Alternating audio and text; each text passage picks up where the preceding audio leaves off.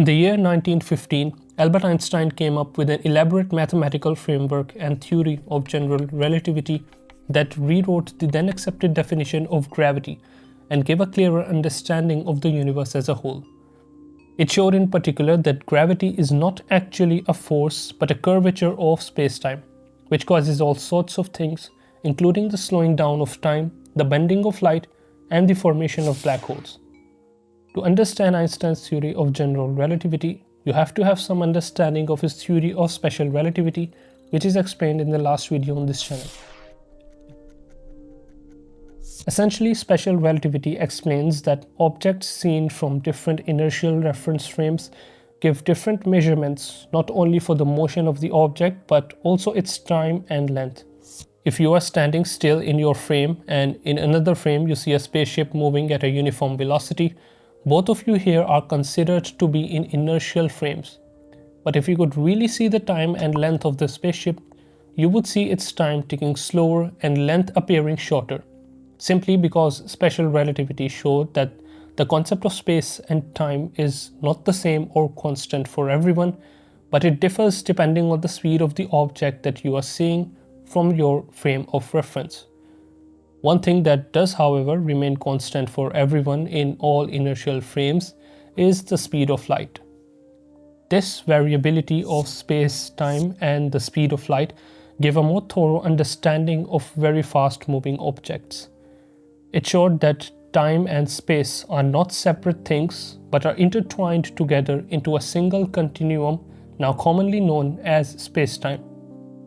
You can think of space-time as a web of dimensions with 3 dimensions of space and 1 dimension of time.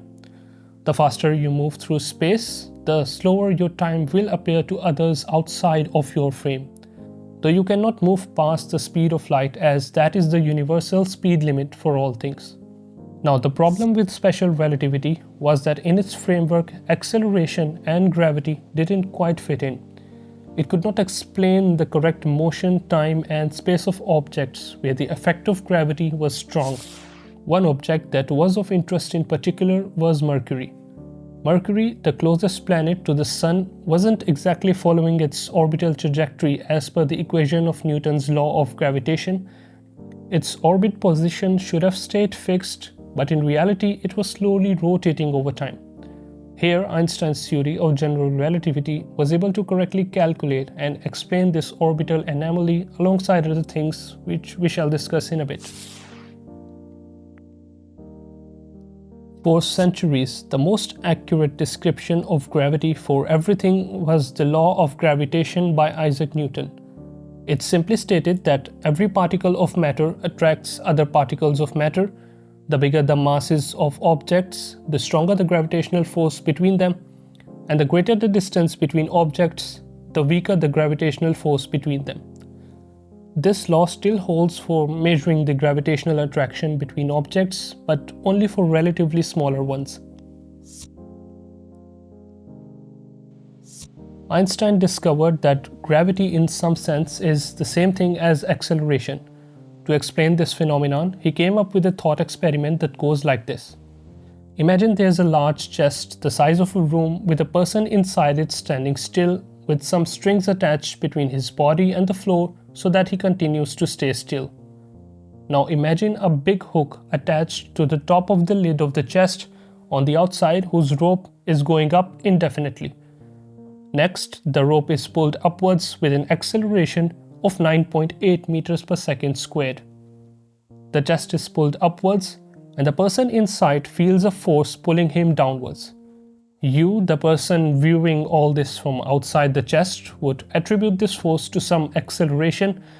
However, the person inside, who cannot see outside because the chest is closed, attributes this force to the force of gravity, because he is experiencing a force pulling him down with 9.8 meters per second squared, which is of the same magnitude as that on Earth.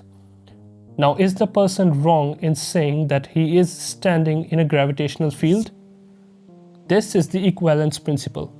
The effects inside this accelerating chest are indistinguishable from those in a uniform gravitational field.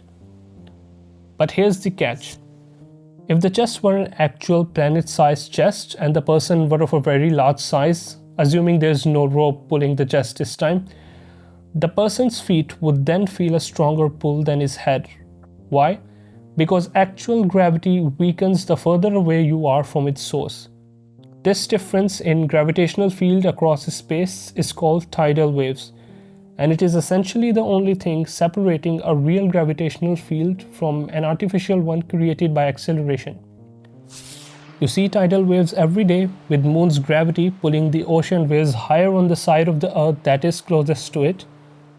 Now, in this chest thought experiment, Einstein also showed that if a ray of light is passed from one side to another, the trajectory of the light will curve downwards as the chest accelerates upwards. This prompted him to think that if light bends in an accelerated frame, it must also bend in a gravitational field. Therefore, gravity must affect light. One questions, however, since light has no mass, it should not be affected by gravity. But here gravity is affecting something. What is it affecting? Not light, but it is in fact affecting the very fabric of space-time. If light is bending in gravity, but gravity cannot affect light, then the only explanation for this bend is the bending of space-time. You see, light always follows the shortest path, which is normally in a straight line. If, however, I bend the very medium through which the light moves, the space-time, then the shortest path for light in a straight line would appear curved to outside observers. It is like drawing a straight line on a piece of paper and then bending the paper. The line would now appear curved, though it is actually a straight line. The insight here is that gravity isn't actually a force, but is a curvature of space-time.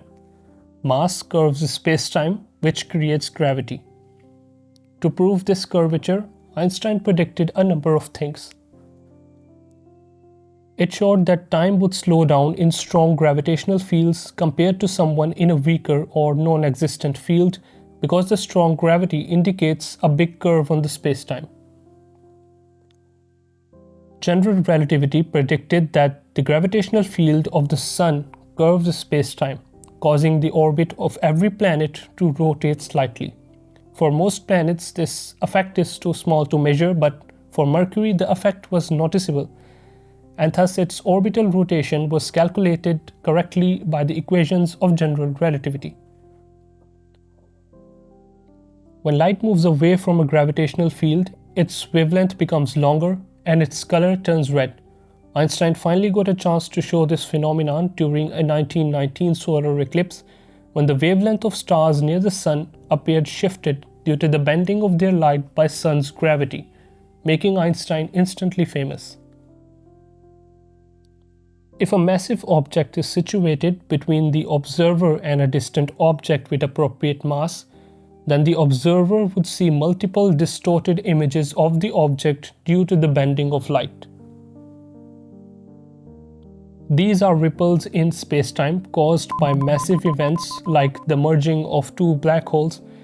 It was one of the last big predictions of general relativity, and these waves were finally detected in 2015.